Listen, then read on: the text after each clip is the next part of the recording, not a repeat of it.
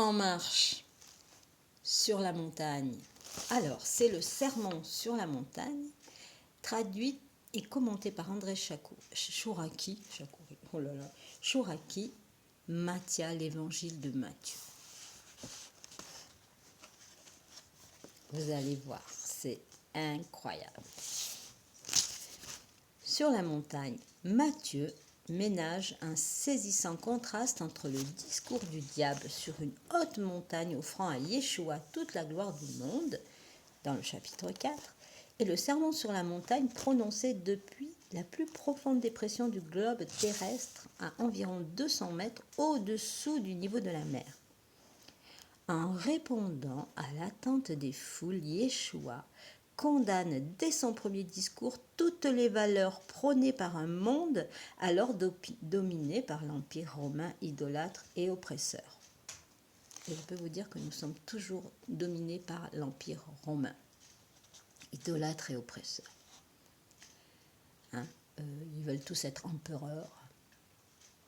Bon.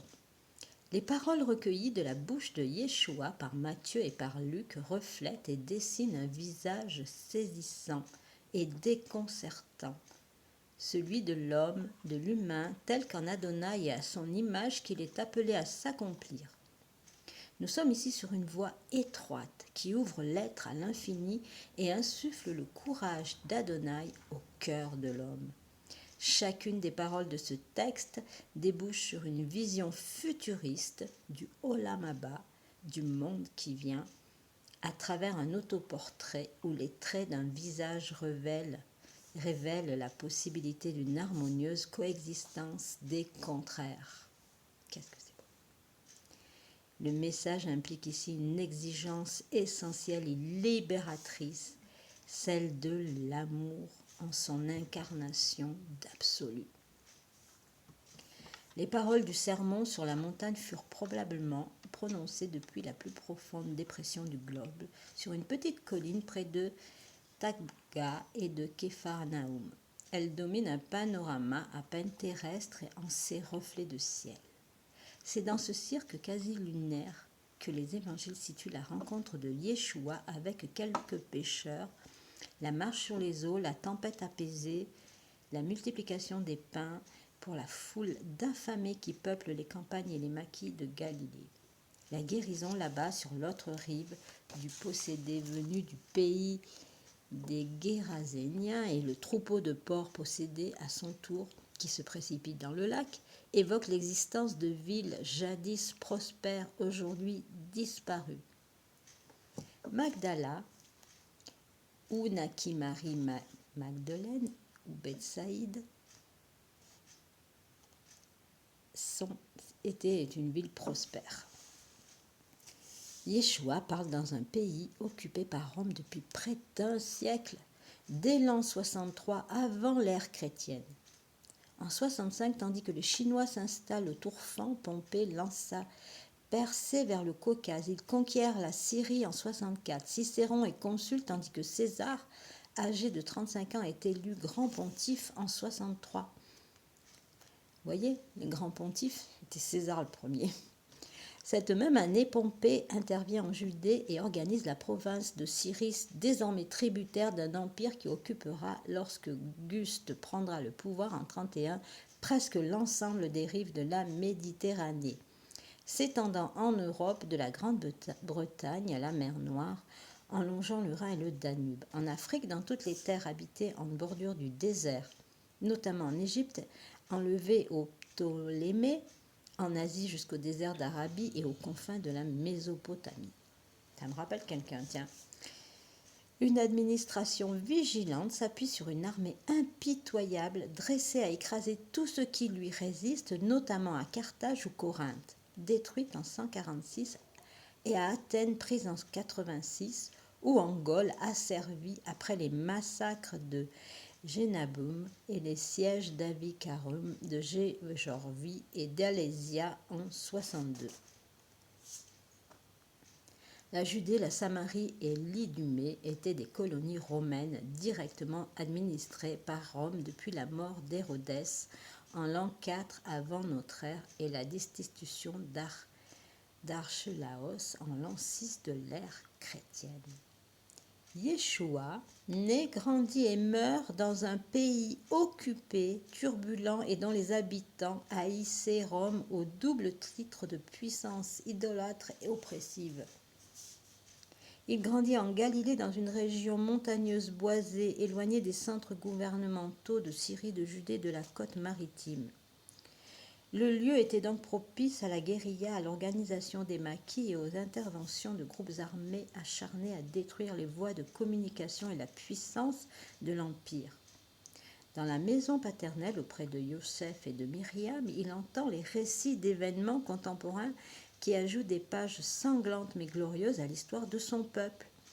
Un ancien esclave d'Hérodès, puis un berger s'était fait proclamé roi de Judée et avait tenté de réaliser le rêve hébraïque de bouter Rome hors de Jérusalem. Plus digne de mémoire avait été la révolte déclenchée par Judas le Galiléen, dont l'initiative marqua l'origine et les débuts du parti des résistants les plus irréductibles, les Zélotes ou Canaïm. Yeshua aurait pu connaître Judas le Galiléen, dont il a sûrement entendu parler les exploits et le martyre racontés par ses partisans, animés par un invincible amour de la liberté. Pour eux, puisque Elohim était le seul chef et le seul maître, toute soumission à Rome, tout paiement des impôts et des taxes accablant le pays, constituait un acte de lèse-majesté divine, une trahison de Adonai Elohim et du peuple porteur de son message Israël. La répression violente que les actes d'insoumission des Judéens et des Galiléens provoquaient ne fit qu'augmenter leur volonté de résistance et le désir unanime de libération. Tous les adorateurs de l'Élohim, tous les patriotes s'accordaient pour espérer la défaite de l'empire idolâtre et oppressif et le rétablissement du royaume de Judée sous le regard, en présence d'Adonai, le créateur du ciel et de la terre. Yeshua pense, ainsi que l'atteste sa mère Myriam, qu'Adonai soutient Israël, son enfant, au mémorial de sa merci, comme il l'a dit à nos pères en faveur d'Abraham et de sa semence en pérennité. Évangile de Luc 1, 54-55. Le sermon sur la montagne n'a pas été prononcé par Yeshua dans le texte grec transmis par Matthieu et par Luc, mais en hébreu, ou moins probablement en araméen. La facture hébraïque se reconnaît dans le parallélisme des vers, dans le rythme et dans la formulation chiasmatique des idées. Luc 6, 22 est caractéristique. L'ordre des mots calque exactement la phrase hébraïque qui sortit des lèvres de Yeshua. À la source, le discours s'éclaire des lumières de sa version originale et de celle qui y projette le contexte historique dans lequel il fut prononcé. Et voyant les foules, il monte sur la montagne et s'assoit là, ses adeptes s'approchent de lui. Le sermon sur la montagne est inspiré par l'attente des foules mentionnées à la fin du chapitre précédent. En les voyant, Yeshua quitte les rives du lac pour monter sur la petite colline et prononcer là le premier des 5 grands discours qui structurent le Pentateuque de Matthieu.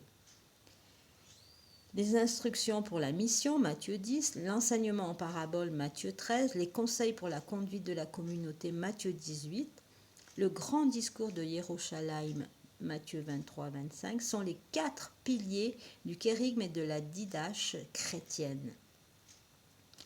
Mais le sermon sur la montagne en constitue le sommet.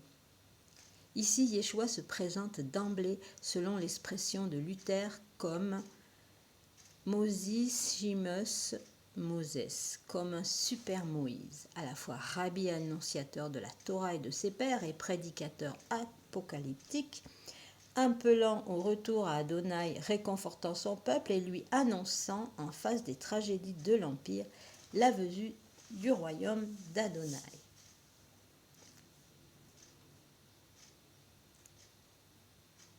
et s'assoit là. Yeshua s'installe à terre, à l'orientale, comme le font les rabbis de son temps, entouré par le cercle de ses auditeurs, non seulement ses 4 disciples, chapitre 4, 18-22, mais la foule des béné Israël présente dans le voisinage. Il n'apparaît pas comme un tribun populaire haranguant les foules debout, mais assis comme le maître à penser, soucieux d'introduire dans le monde la dynamique du salut messianique. Il ouvre la bouche, formule biblique particulièrement présente chez Job et dans le psaume 51, 17. Adonai, mes lèvres, tu les ouvriras et ma bouche rapportera ta louange. Ce verset continue d'être sur les lèvres de tout Hébreu en prière devant Adonai. Yeshua fait ainsi une déracha, une interrogation de la parole d'Adonai, ouverte et réfléchie sur les réalités de l'homme et du monde.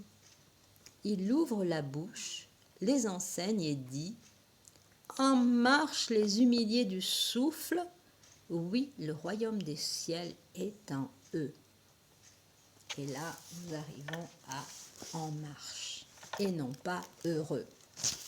Le premier mot du sermon sur la montagne constitue le principal écueil à la compréhension du message de Yeshua.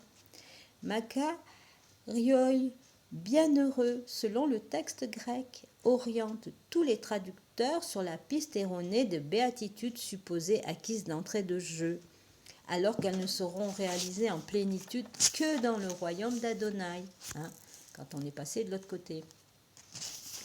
Heureux, bienheureux, répètent tous les traducteurs de toutes les langues et dialectes de tous les siècles. Exemple typique d'une interprétation plaquant sur un mot supposé connu un sens différent de celui qu'il avait originellement. Car Yeshua ne dit pas Makarioi, il prononce le mot hébreu Ashrei. Premier mot des psaumes 1 et 119. Matthieu, imperturbablement fidèle aux traductions du judaïsme hellénistique, traduit Ashrei par Makarioi et selon l'équivalence imposée par l'usage de la LXX. Alors je ne sais pas combien c'est de numéros, un grand L XX. 120 je pense. Depuis plus de 2 siècles, les traducteurs grecs de la Bible hébraïque lisaient donc automatiquement Makarioi, là où le texte hébreu dit Ashrei. Ils étaient se faisant fidèles à leur tendance apologétique et syncrétiste. La philosophie grecque, pensait-il, n'est pas la seule à pouvoir proposer à l'homme l'idéal hédoniste du bonheur. Ashrei revient 43 fois dans la Bible hébraïque. Cette exclamation au pluriel a pour racine Achar, qui n'évoque pas un vague bonheur d'essence hédoniste, mais implique une rectitude, Yachar, de l'homme en marche sur la route, sans obstacle, qui mène vers Adonai. Et ici, le royaume d'Adonai, et ici vers le royaume d'Adonai. Tous les dictionnaires étymologiques de l'hébreu biblique attestent pour premier sens à la racine Achar, celui de marcher, être heureux étant un sens secondaire et tardif. La béatitude ne se situe pas au début de la phrase, mais à son terme, le royaume d'Adonai, même si celui-ci inonde de sa lumière par anticipation tous ceux dont le visage est tendu vers lui, le sens fondamental de Achar est marcher. Conduire sur une voie droite. En langue poétique, Ashur est le pied de l'homme.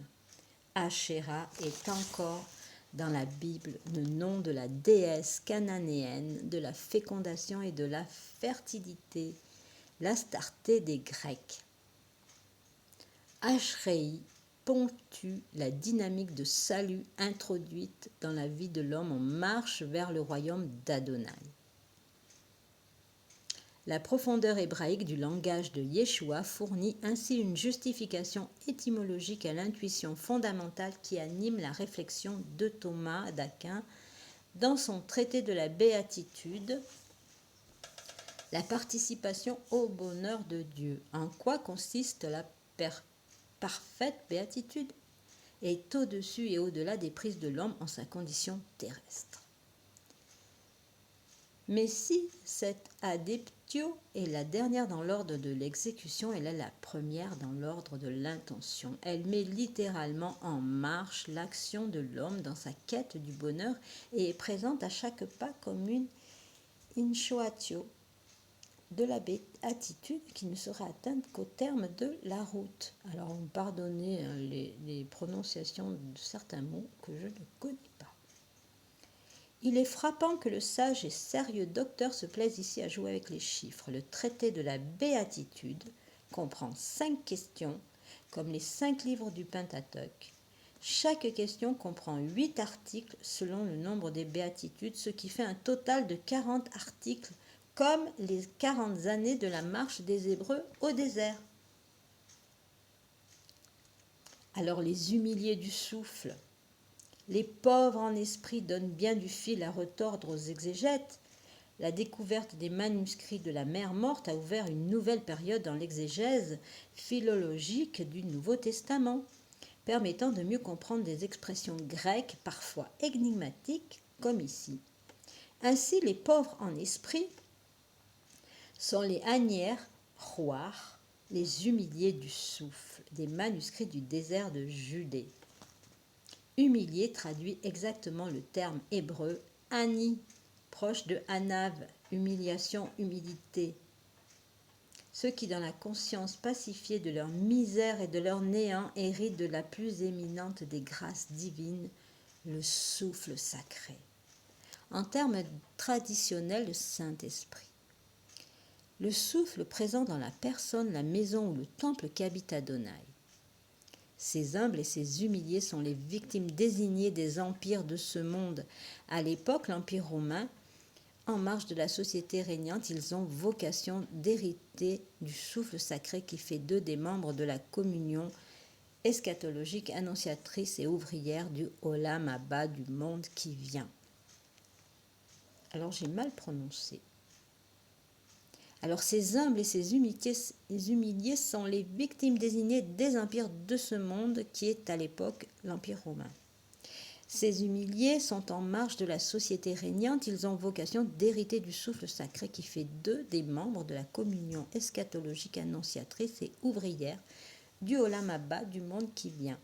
Cette communauté avance sur la route du bonheur ou du malheur. L'idée essentielle est celle d'une marche en avant et non pas d'un bonheur acquis d'avance.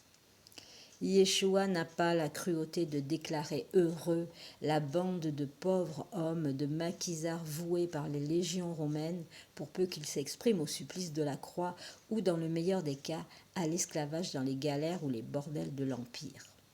On ne dit pas heureux aux hommes voués aux tortures, aux massacres, au génocide de ce monde. Yeshua, à l'exemple du psalmiste, invite ces hommes à se mettre en marche vers le royaume d'Adonai, dont il leur donne l'espérance et leur ouvre la porte, introduisant dans leur cœur l'exigence et la dynamique du salut universel.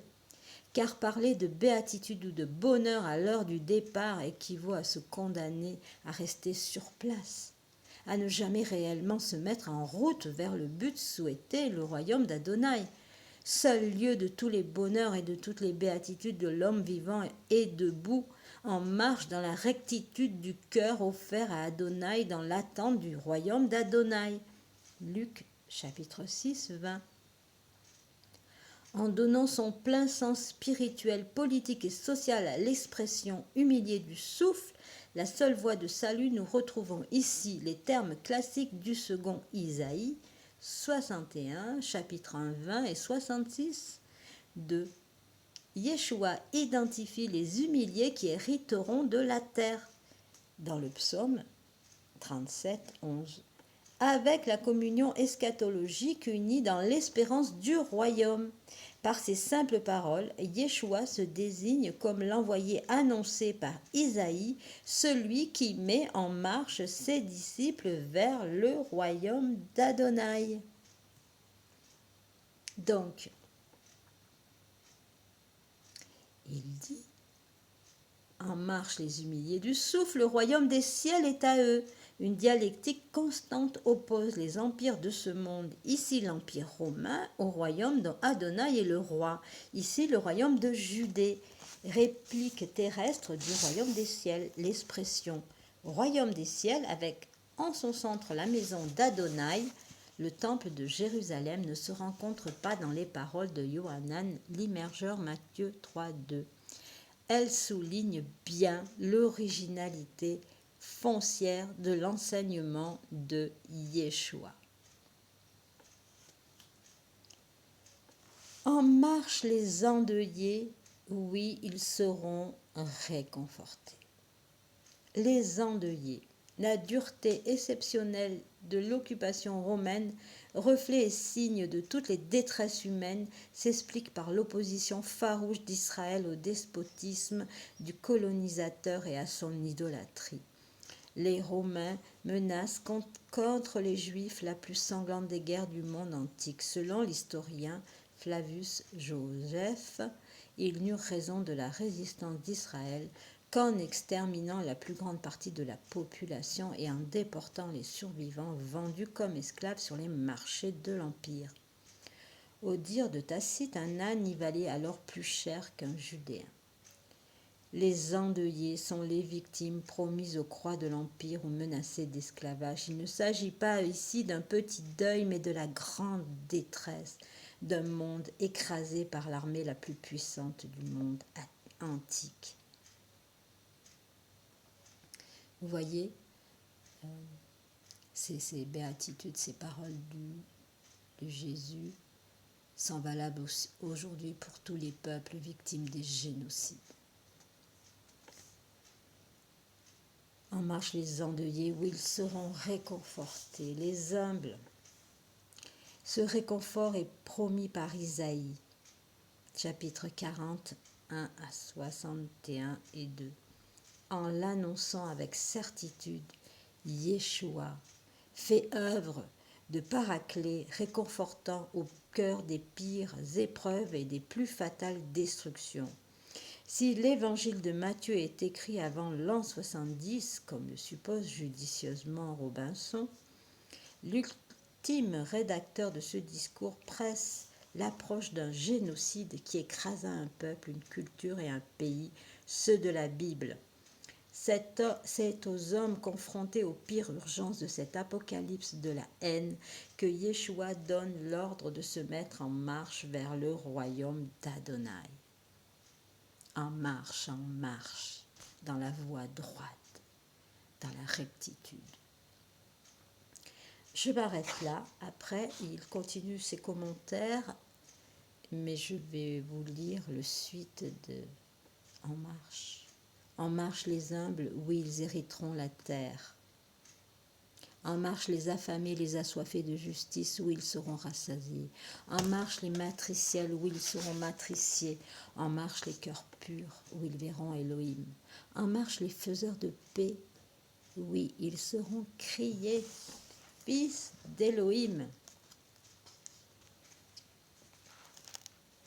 Les faiseurs de paix, ils seront criés, fils d'Elohim, fils de Dieu. En marche les persécutés à cause de la justice, oui, le royaume des ciels est à eux. En marche quand ils vous outragent et vous persécutent en mentant, vous accusant de tout crime à cause de moi.